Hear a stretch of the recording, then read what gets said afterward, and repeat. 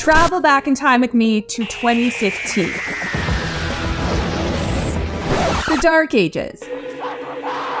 This is when Google launched, drumroll, AMP. It was the supposed savior of our slow mobile browsing experiences.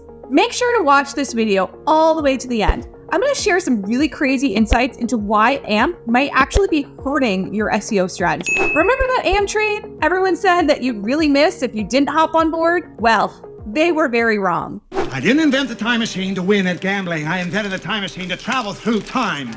I know. It turns out that instead of leading us to a mobile paradise, it led us to this new temporal event sequence resulting in this alternate reality. English, Doc. well, not so paradise. Here we are all the way in 2023, and the brave knights at Sterling Sky decided to test to see if AMP still had that Midas touch or, felt more like a wet blanket. Roger that, wet blanket. We had a criminal attorney that we were doing SEO for, and they had an AMP site.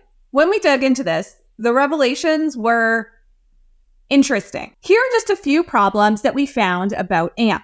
First of all, goals for mobile were not tracking inside Google Analytics. AMP also removed all of the features on the site that made the content look good. Instead of really nice looking organized content with color and images, it was literally nothing but a wall of text. And the worst thing was that changes we were making to their site were not actually getting indexed. Thus, there was no impact on ranking based on all the stuff we were doing. This is because of mobile first indexing. Google was looking at the AMP version of the site, which was different than the version that we were editing. Now, what that effectively meant was that you had two versions of your website with different content. So Google was basically blindfolded to all of our changes. But guess what we did next? We said goodbye to AMP.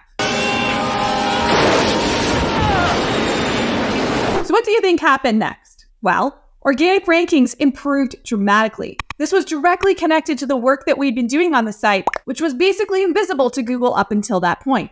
Now, I do have to say, overall traffic to the site did drop. It was mainly traffic to blogs that frankly did not convert. It did seem that AMP helps those blogs perform better by stripping off a lot of the stuff that kind of gets in the way of ranking. The blogs lost traffic faster than my husband loses his keys. Honey, where are my pants? Now, this part is really important. They had videos and sidebars and all this stuff had actually removed from the site. So what exactly happened with conversions? Overall conversions on the site after removing AMP were up 4%.